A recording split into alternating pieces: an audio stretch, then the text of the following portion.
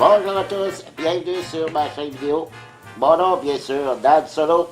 Et Maurice Lapierre, Ça va, Maurice?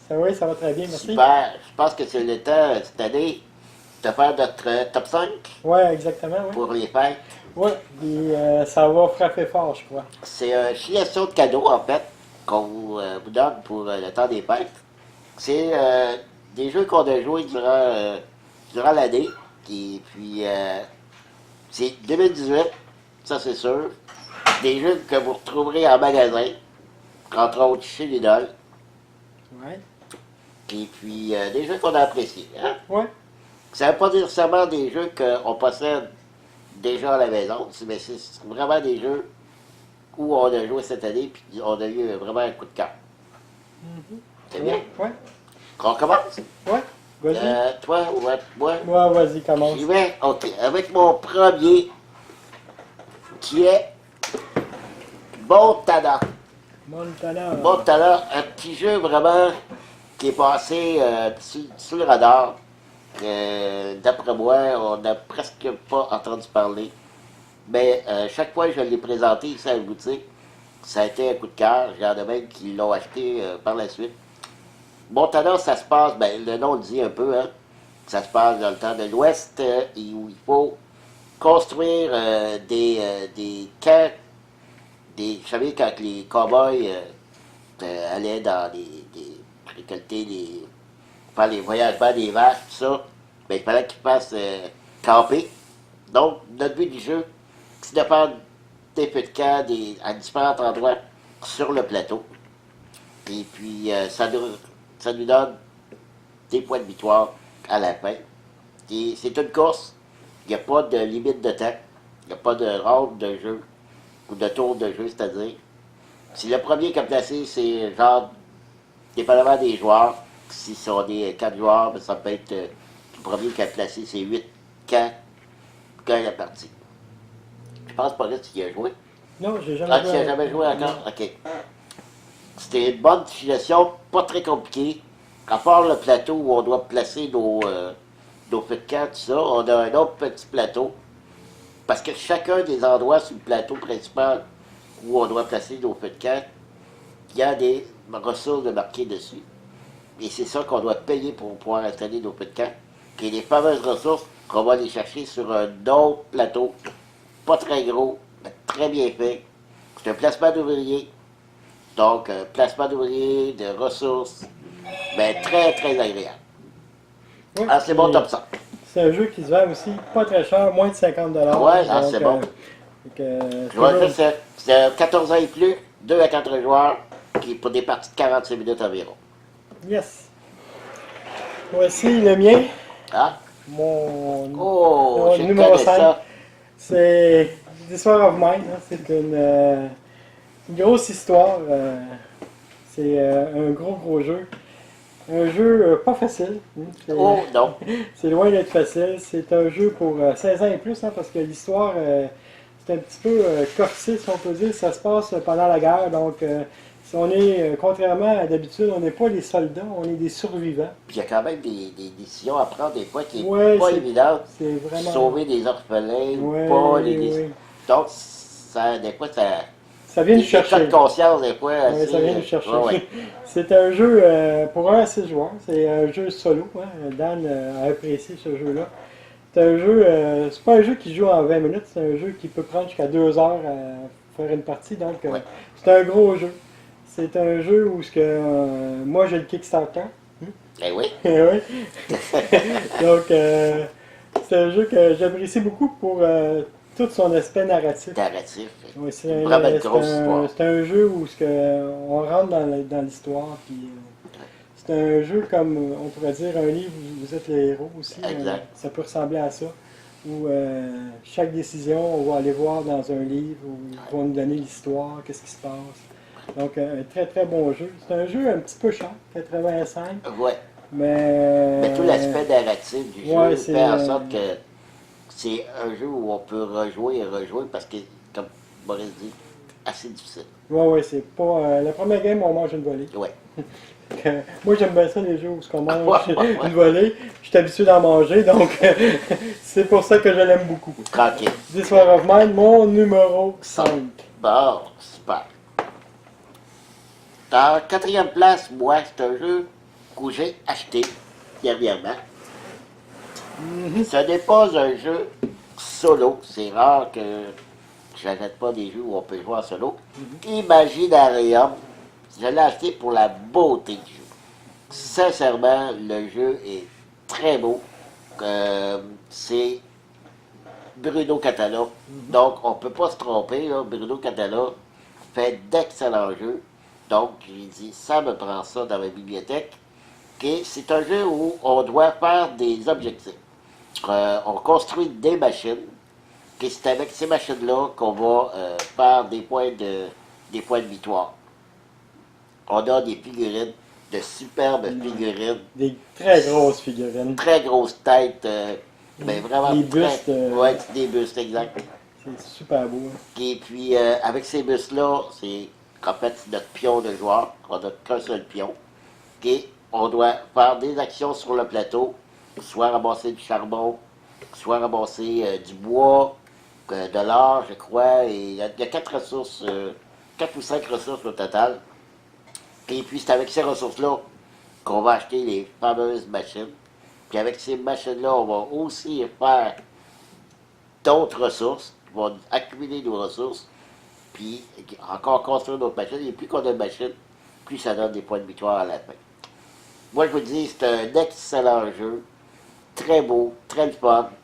Que pas très. Ben, 60, dans les 60 $ à peu près. Ouais, 64 Puis c'est un jeu de 14 ans et plus, de 2 à 5 joueurs. C'est rare les jeux à 5 joueurs, donc ça vaut la peine. 90 minutes environ. Donc Bruno Catala a encore sorti un excellent jeu. J'ai vu des figurines peintes de ce jeu-là. Oh! Ça, là, c'était Ouais. à couper le souffle. Il y a des gens qui ont du talent, qui ont peint ces figurines-là. Ces bustes-là, c'est de toute beauté. C'était l'art. Ouais. Oui, c'est très bon choix, Dan. Bon, quatrième choix. Moi, j'ai choisi comme quatrième un jeu qui se joue facilement à deux. Vous savez oui, que oui. je t'en coupe. Donc, ma copine, elle aime bien. Puis moi aussi, j'ai joué une petite partie des Aventuriers du Rail New York. Sorti dernièrement. Oui, c'est ceux qui ont déjà joué aux Aventuriers du Rail. C'est un jeu dans la même veine, qui ressemble beaucoup. Au lieu des trains, c'est des taxis. Ça joue dans la ville de New York. C'est pas cher, c'est 31,99. C'est un jeu pour jusqu'à 4 joueurs, mais nous, on joue souvent à 2. 8 ans et plus, hein, donc il est parti de 10 à 15 minutes. On peut amener ça, je l'ai déjà amené à l'ouvrage, à l'heure du dîner. On a déjà fait des parties. Fait que, un petit dîner rapide. C'est dans le même principe que les gros jeux de. Oui, c'est dans le même style, c'est les mêmes cartes à peu près. Au lieu d'avoir les cartes de train, c'est des cartes de taxi. Tu as les jokers, la même chose. Et on a des points de victoire pour quand on va dans les différentes places où il y a des attractions. Donc, Ok. on a des points de victoire de plus. Donc, un excellent jeu à 2, ça joue très très vite. À 4 même aussi, on peut jouer facilement une partie dans l'heure du dîner au travail. Ok. Donc, si vous avez une heure de lunch un petit peu longue, prenez les Aventuriers du Rail, puis amusez-vous. Super. Merci. Ça, c'était le troisième, hein? Oui. OK. Non, c'était C'était le comme quatrième, mon c'était le numéro quatrième, 4. c'est vrai. En troisième position, j'en parlerai pas tout de suite, parce qu'en troisième position, je sais que Maurice, là, un petit peu plus haut que moi, ben, on va entendre que Maurice soit rendu au même que mon troisième, puis à ce moment-là, Donc, on en parlera tout. mon troisième, j'en parlerai pas tout de suite parce que je sais qu'il est plus haut dans ta liste. Ah, OK. Fait que, on n'en parle pas tout de suite. On n'en parle pas tout de suite. On en Bon, parlera. Nos troisième, on n'en parle pas tout de suite. Non, non. OK. On va passer au deuxième. Ouais, vas-y avec ton deuxième. Mon deuxième, ben, c'est Rise to Dominity. Un jeu que j'ai. Ben, qui est sorti en Kickstarter l'année passée, je crois. Qui est arrivé ici en 2018 au Québec, la version française. Et c'est un jeu que. C'est nouveau comme jeu. Premièrement, c'est de 1 à 6 joueurs. Pour des parties de 25 minutes par joueur, 14 ans et plus. le pourquoi que ce jeu me plaît beaucoup comme joueur solo, parce que j'ai joué à beaucoup de jeux solo, c'est que lui, son jeu solo, il faut que j'explique de quoi avant. Moi, ce que j'aime dans les jeux solo, c'est les jeux où on doit se battre contre le jeu, dans le sens que je veux battre le jeu et pas mon score. Vous savez, les jeux où on doit battre notre propre score, comme, je sais pas, Agricola, ou ces genres de jeux-là, À la gloire d'Adam. à la gloire d'Adam, qui est un excellent jeu, ben moi, ça me plaît pas. Pas que le jeu me plaît pas, mais c'est l'histoire de jouer en solo. Faut que je batte mon propre score. Moi, pour moi, c'est pas un challenge. J'aime les jeux où on doit battre d'intelligence, un automa. Ou, comme celui-là, pour moi, c'était une nouveauté, un objectif. Pour moi, c'est nouveau, on pige des cartes, quand même un gros paquet de cartes d'objectifs, et on doit accomplir, durant le jeu, soit accumuler des points, soit pouvoir récupérer des cartes, soit des tuiles, puis un paquet d'objectifs pour accomplir dans différentes cartes. Moi, c'est ce qui m'a plu. C'est quoi le jeu? J'y arrive enfin. Le jeu, tranquillement. Le jeu, c'est un placement de dés. Alors, ça n'est pas nouveau, mais il est très bien fait. Il y a un grand plateau de jeu, probablement, il est magnifique. C'est les mêmes qui ont fait les jeux Caverne Caverne. C'est les mêmes auteurs qui, j'ai acheté le jeu par la suite, vu que j'avais tellement aimé Rise to Duty. Donc, c'est un placement de dés où on doit, là aussi, récupérer des ressources, qu'avec ces ressources-là, pouvoir, pas acheter, mais recruter des colons, qu'on appelle en jeu. Les colons qu'il faut bâtir des maisons pour qu'ils puissent habiter sur notre plateau personnel, et un paquet de points de victoire qu'on doit faire qu'avec tout ça. Donc, gros jeu, comme c'est dit, 14 ans et plus, mais très agréable à jouer. Et pour moi, le fait des objectifs, pour un joueur en solo comme moi, c'est bonbon. C'est un jeu qui se vend 72 en Europe. Pas si pire, parce qu'il y a beaucoup de matériel, il y a de très beau matériel, beaucoup de dés. Donc, pas J'ai pas encore joué, j'ai hâte que tu me fasses jouer. Ben, ça sera venir. Ça va On venir. va avoir des vacances bientôt. Oui, mes vacances s'en viennent. Bon, parfait. Donc, moi, pour Deuxième. mon deuxième, c'est le jeu que j'ai le plus joué cette année, Ah. mais sur mon iPad. Ah, C'est un jeu qui Ça me dit quelque chose. est sorti en allemand en premier, c'est Gunschankrava, excusez mon ben, allemand, ok, c'est bon. mais qui est sorti au Québec en français sous le titre de Très futé. Donc, Très futé, c'est un tout petit jeu de dés. L'application, moi, en tout cas, elle se fait user sur mon iPad. Ouais. Ça joue super vite. C'est un jeu pour 4 personnes, si je me souviens bien. Ouais, 1 à 4 joueurs, 8 ans et plus, et des parties d'environ 30 minutes. Moi, je fais des parties en 15 minutes, là, mais sur l'iPad, c'est pas mal plus rapide. Donc, un excellent jeu, un tout petit jeu, roll and write, comme on les appelle Ouais. en latin. Ouais. Donc, Très futé, un excellent jeu à mettre dans sa ludothèque et sur son iPad. Petite boîte qui se transporte bien, qui se joue rapidement. Donc, Puis sur l'iPad, dans le métro, dans l'autobus, Exact. c'est excellent pour passer le temps. excellente suggestion. Merci beaucoup. Et on est rendu à notre première position. Ouais. Ouais. Qui était supposé d'être la troisième pour toi, C'est la ça. troisième pour Exactement. moi. Mais qui ont On été- va dans laquelle qu'on commence? On va commencer par ta première. Vas-y. Ok, Clair of Caledonia. Moi, c'est. C'est ma troisième. Pour toi, c'est ta troisième, exact. Puis toi, c'est ta première. Moi, c'est ma première position. Mhm. Un jeu que j'ai. C'est difficile à décrire, mais c'est un jeu très intelligent. Probablement en solo, ça lui trouvait ça drôle. C'est un jeu où on doit battre notre propre score. Ah, tu viens de te Ça, démontrer. je sais. Mais c'est parce que le style de jeu est vraiment dur à décrire, mais c'est même le fun à jouer, même si c'est pour battre le score, c'est pas grave. En fait, le score, je m'en occupe presque pas, parce que je sais que c'est.